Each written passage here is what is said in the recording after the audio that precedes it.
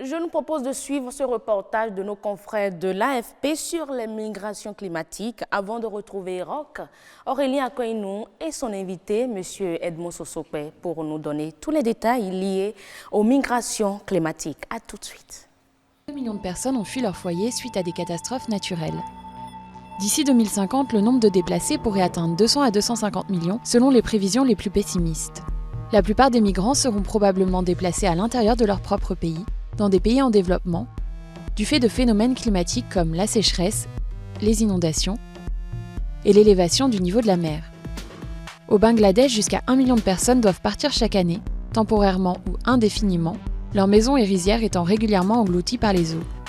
La migration internationale ou l'évacuation de populations entières pourrait être la seule option pour certaines populations durant ce siècle. Les habitants des îles menacées par la montée des eaux ont pour recours la relocalisation de communautés tout entières sur des terres moins exposées. Les Maldives, par exemple, prévoient de construire des îles artificielles flottantes, ou la dispersion des populations et l'exil. L'archipel des Kiribati a ainsi acheté des terres aux îles Fidji voisines. On trouve partout dans le monde des zones où le risque de phénomènes climatiques extrêmes est élevé. Aujourd'hui, cette nouvelle catégorie de migrants involontaires n'est pas protégée par le droit international comme le sont les réfugiés de guerre ou les victimes des violations des droits de l'homme. Mais l'impact des changements climatiques est susceptible d'accroître les demandes pour l'existence d'un véritable statut de réfugié climatique. Et voilà, on retrouve sur le plateau Roch. Oui, bonjour. Bonsoir. Ah oui, bonsoir, bonsoir. Comment allez-vous et la grippe? Oh, la grippe, elle me secoue sérieusement. C'est la raison pour laquelle j'hésitais un peu Oui. par rapport à votre présence, mais merci d'être là. J'espère que les téléspectateurs vont m'excuser pour Moi m'avoir surtout un peu. et l'invité surtout. Parce qu'elle est contagieuse. Ah ben voilà. Non, tenez-vous tranquille, vous ne serez pas contaminés. Bientôt, comme le dirait l'autre. Nous sommes donc avec M. Sosokwe pour nous parler de migration climatique. Merci d'être là. Bonsoir. Oui, merci. Et Bonsoir, le week-end chère chez vous, madame. ça a été? Oui, ça va, ça s'est bien passé. Ça c'est parce que l'invité de tout à l'heure elle était très rassurante. Ça s'est très bien passé. Il n'y a pas de souci. Alors, Ça s'est très bien passé et ça va également très bien se passer. Je reçois Edmond Sosokwe, il est biologiste, aménagiste de l'environnement. Ok. Et nous parlons aujourd'hui d'un sujet dont on ne parle pas souvent, la migration climatique. Alors dites-nous déjà, que comprendre par migration climatique? Oui, merci beaucoup, Monsieur Akoinou. Heureux, ça? Heureuse, merci. Ben, je peux dire que la migration est dite climatique Oui. lorsque elle consacre le déplacement de population, déplacement de façon De temporaire, population. oui, de population, de façon temporaire ou définitive Ouais. d'un point à un autre. Voilà. Donc ce n'est pas Du déplacement Non, du on parle climat. d'abord de la migration. La migration climatique. Bon, la migration tout court, vous savez que c'est le déplacement de population Tout à fait. d'un point à un autre. À un autre. Mais si la migration se fait à l'intérieur d'un même pays, on parle de déplacement. C'est quand c'est entre deux États ou plusieurs On parle de États qu'on migration. parle de Migration. migration. Maintenant, cette migration est dite climatique lorsque la cause à l'origine du déplacement est d'ordre climatique. Climatique. Ah, d'accord. tout court. Voilà. Donc, s'il y a des changements climatiques qui occasionnent le déplacement massif de population d'un pays à un autre, on parle de migration climatique. Mais ça ne Alors, peut pas vous- être clandestin. Non, ce n'est pas forcément clandestin. À suivre votre définition, c'est un peu tout comme si lorsqu'il y a des cyclones qui ravagent pratiquement toute une ville ou bien une partie d'un pays et que les populations de cette localité se déplacent, c'est en ce temps qu'on parle de migration climatique. Exactement. Oui. Avec ce qui s'est passé récemment, où le Mozambique a été frappé par un cyclone. Oui. La ville cible a été en partie détruite. Lorsque les populations, les habitants de cette ville se déplacent de cette ville à une autre ville à l'intérieur du même pays, on parlera de déplacement tout court. Mais quand ils vont vers l'Ouganda, vers la Tanzanie, vers le Kenya, on parlera de migration. Tout à fait. Alors, en dehors de la cause que j'ai évoquée, quelles peuvent être les autres causes à la base des migrations climatiques?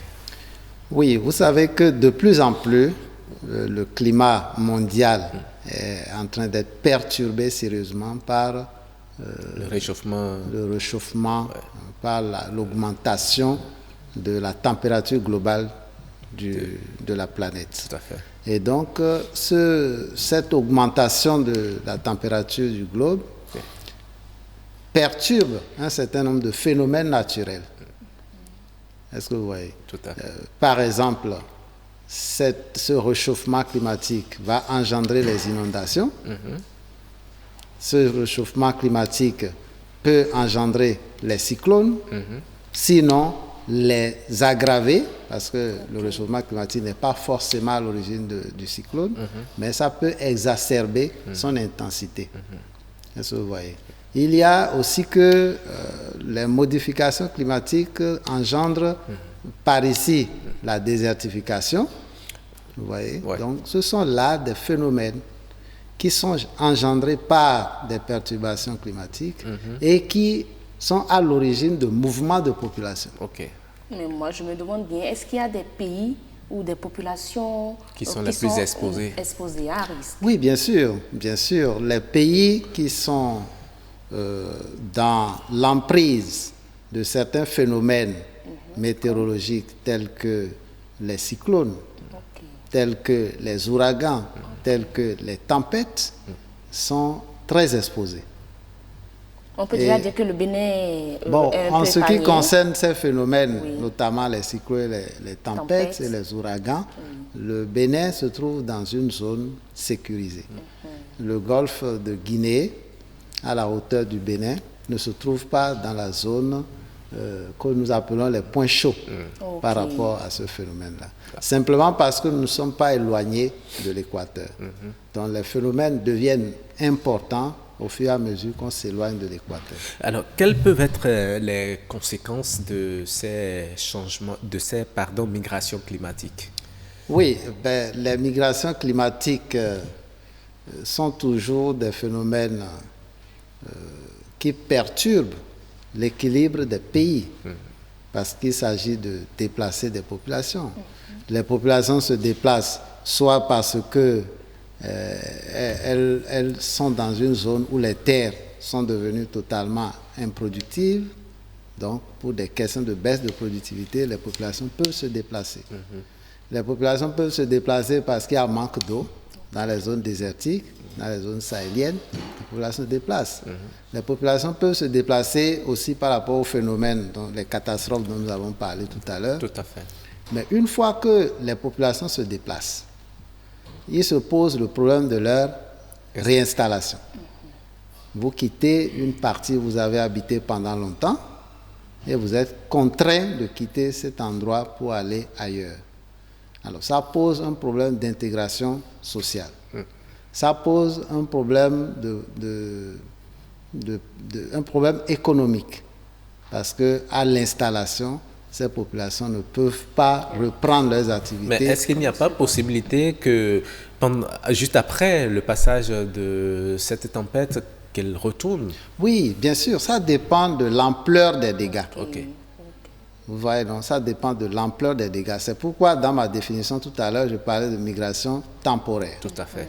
Si l'ampleur permet que les gens puissent revenir et reprendre les activités vie dans leur milieu de vie, oui. il n'y a pas de problème. Mais il y a des déplacements, il y a des migrations qui sont définitives. Vous ne pouvez plus revenir là parce que, à la suite de pluies torrentielles, c'est plutôt un lac qui se crée dans votre milieu de vie. Vous ne pouvez plus y retourner. Alors, est-ce qu'il y a possibilité de prévenir justement ces migrations climatiques? Oui, en parlant de prévision de ces migrations climatiques, il faut d'abord parler de prévision des phénomènes climatiques. Vous savez, la météorologie s'occupe de prévoir, de faire des prévisions par rapport à un certain nombre de phénomènes. Les tempêtes, les ouragans, les cyclones sont naturellement identifiés clairement par la météo. Mais ce qui fait problème, c'est le comportement des populations à l'alerte de la météorologie. Généralement, Généralement, elles elles sont résistantes. Elles banalisent. Parce que très souvent, comme vous l'aviez dit, les prévisions météorologiques ce ne sont que des prévisions. Oui, bien sûr. Ça peut survenir comme ça peut ne pas survenir. Absolument. Ce qui est même préoccupant, c'est quand ça ne survient pas, c'est comme si ça ne pouvait jamais survenir. Et en conséquence, si ça rate une seule fois dans l'année, tenez-vous tranquille, les populations disent c'est comme ça, ils disent toujours et rien n'arrive. Les inondations, la montée du niveau du fleuve Niger au Bénin par exemple, ça fait l'objet d'alerte. Est-ce que vous voyez? Et ça fait toujours objet d'alerte pour dire le niveau du fleuve va monter, le fleuve va sortir de son lit. Il ne faut plus naviguer sur le fleuve. Malgré cela, on déplore toujours des pertes et même des sinistrés. C'est cela. C'est vraiment ça qui est préoccupant. Sinon, on peut prévenir certains des phénomènes naturels. D'autres surprennent.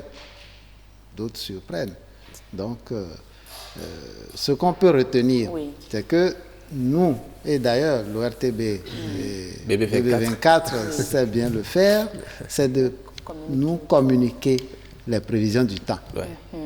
Est-ce que vous voyez? Et que chacun d'entre nous puisse prendre ça comme quelque chose de sérieux, même si quelquefois l'arrivée du phénomène annoncé ne se produit pas. C'est ça. Voilà. Merci beaucoup à vous, Edmond Sosokpe, d'avoir partagé avec nous vos réflexions sur les migrations climatiques. On en sait désormais un peu plus, contrairement à ce qu'on pensait. Heureuse d'annoncer. C'est fini, merci. Merci à vous.